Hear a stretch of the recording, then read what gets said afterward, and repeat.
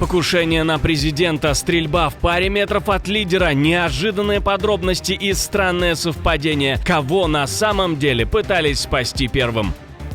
США срочно отменяют переговоры, самолет разворачивается в воздухе. Как ситуация будет развиваться дальше? Терпение Вашингтона лопнуло. Китай пошел в атаку, Пекин в ярости и угрожает ЕС. Что происходит и выдержит ли Брюссель удар? Экстренное обращение к Москве, на кону ядерная безопасность. Россия понесет ответственность? Досмотрите об этих и других событиях воскресного вечера 26 апреля. Спасибо, что выбираете нас. Это правильное решение. В эфире «Нехта». Я Алексей Бурлаков. Дальше только о важном и интересном. Огонь по президенту. Еще одно покушение на Трампа. Вооруженный мужчина прорвался к зоне контроля на торжественном ужине Ассоциации корреспондентов Белого дома и начал стрелять по сотрудникам секретной службы. Сам президент рассказал подробности произошедшего. Мужчина был вооружен разными видами оружия, а агента секретной службы спас бронежилет. Это всегда шокирует, когда происходит что-то подобное. Со мной такое уже случалось, и к этому невозможно привыкнуть. Мы сидели рядом, первая леди справа от меня, и я услышал какой-то шум. Я мог подумать, что это поднос упал. Я много раз слышал такой звук, и он был довольно громким. Но это было довольно далеко, он вообще не прорвался в зону. Так что это было довольно далеко, но это был выстрел. Но один странный момент, который попал на видео. Сотрудники секретной службы из зала сначала выводят не Дональда Трампа, а Джей Ди Венса.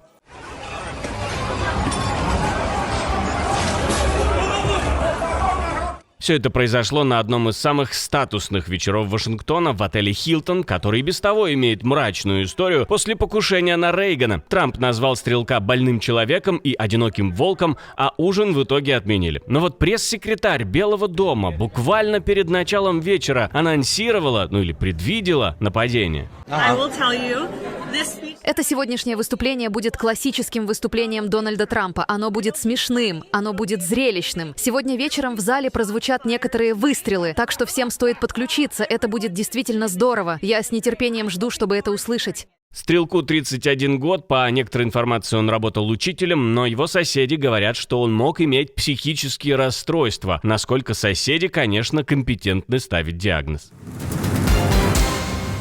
Переговоры отменяются, самолет разворачивается в воздухе. Самое время для эскалации. Трамп в последний момент сорвал собственную дипломатическую повестку по Ирану. Он отменил вылет Стива Уиткофа и Джареда Кушнера в Пакистан, где те должны были говорить с иранской стороной. Объяснил он это так: 18 часов лететь ради разговоров ни о чем Вашингтон больше не собирается. По словам Трампа, у США сейчас все козыри, а если Тегерану есть что сказать, пусть звонит сам. Пока американская делегация осталась дома, глава МИД Ирана Аббас Аракчи уже покинул Исламабад после встречи с пакистанским премьером. То есть канал для контакта вроде бы был открытым, но Белый дом в последний момент дал понять: теперь США не собираются бегать за диалогом. Перемирие теоретически еще живо, но, кажется, дипломатия Трампу все меньше интересна.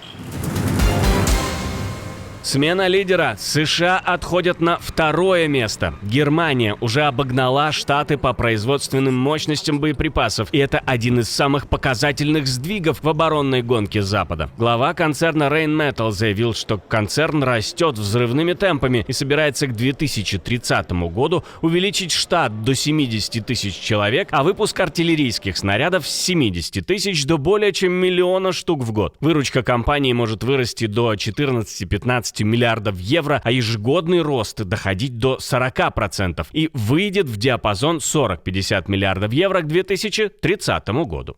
Германия сейчас обладает большими производственными мощностями по обычным боеприпасам, чем Соединенные Штаты. И это уже не теория, а реальность наших заводов. Почти ни у кого в Европе боеприпасов не хватает, а в реальном конфликте накопленные запасы могут закончиться за считанные дни. Поэтому мы расширяем мощности.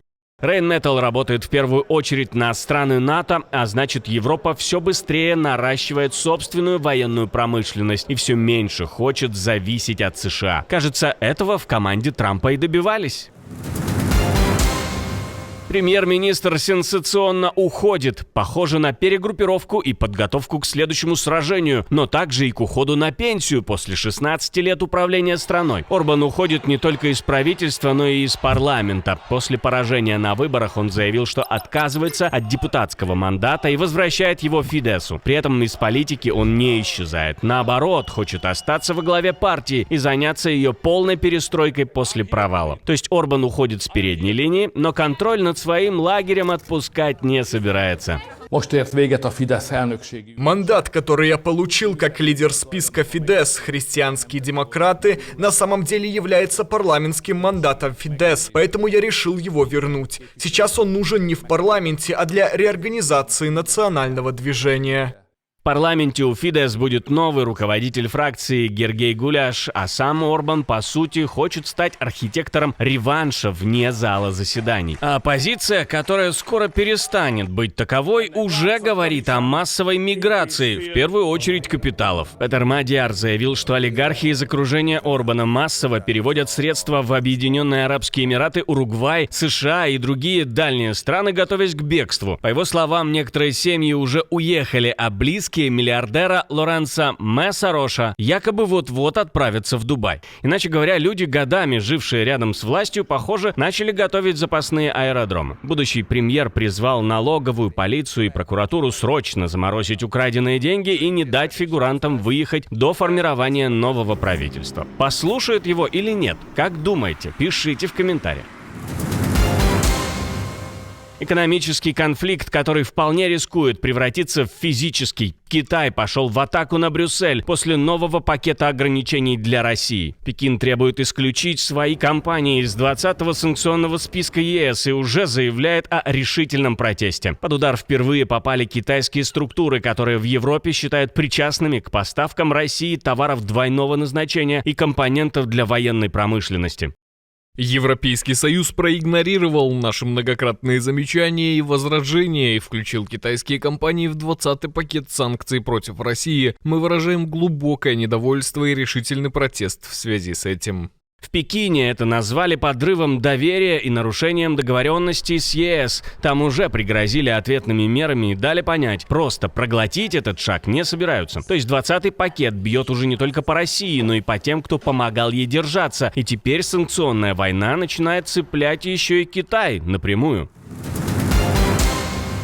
Россия все активнее заходит в Африку не только с флагом и языком, но и, похоже, с военными задачами. По данным Центра противодействия дезинформации Украинского совета нацбезопасности и обороны, в Того Москва открыла новый культурный центр, который официально занимается русским языком и культурой, а неофициально может стать еще одной точкой влияния пропаганды и вербовки. Причем этот проект называют пилотным. Дальше такую сеть хотят масштабировать, а по Африке уже работают 24 так называемых русских дома.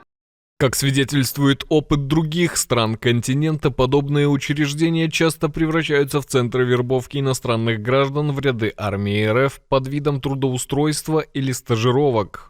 Через такие площадки, как Россотрудничество, например, Россия продвигает антизападные нарративы, играет на теме общего исторического опыта и под видом стажировок или трудоустройства может втягивать людей в войну. На фронте уже фиксировали завербованных граждан Кении, Индии, Филиппин и других стран. Значит, операция идет по плану? Как думаете?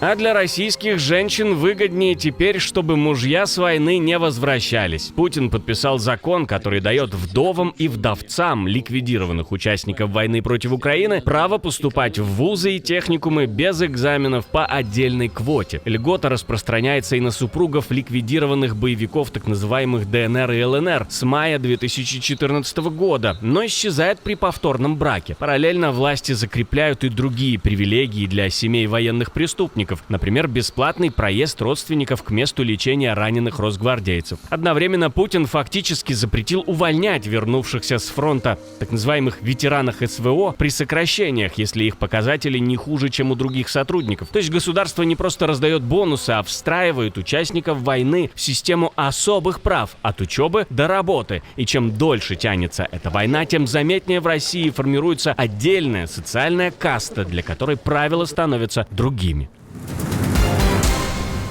Чернобыльской трагедии 40 лет, но ядерная угроза для Украины снова звучит в настоящем времени. Кая Каллас и Еврокомиссия в совместном заявлении напомнили, катастрофа 1986 года стала одной из самых страшных в истории, а советская власть тогда долго скрывала ее реальные масштабы. В Брюсселе подчеркивают, что главный урок Чернобыля – это прозрачность, международный контроль и жесткие гарантии ядерной безопасности. В эту мрачную годовщину мы призываем Россию немедленно прекратить все атаки на ядерные объекты в Украине и соблюдать 7 незаменимых основ ядерной безопасности и физической защиты во время вооруженного конфликта. Россия будет привлечена к ответственности за создание угрозы общественной безопасности, должна компенсировать причиненный ущерб и вернуть Украине полный контроль над Запорожской АЭС.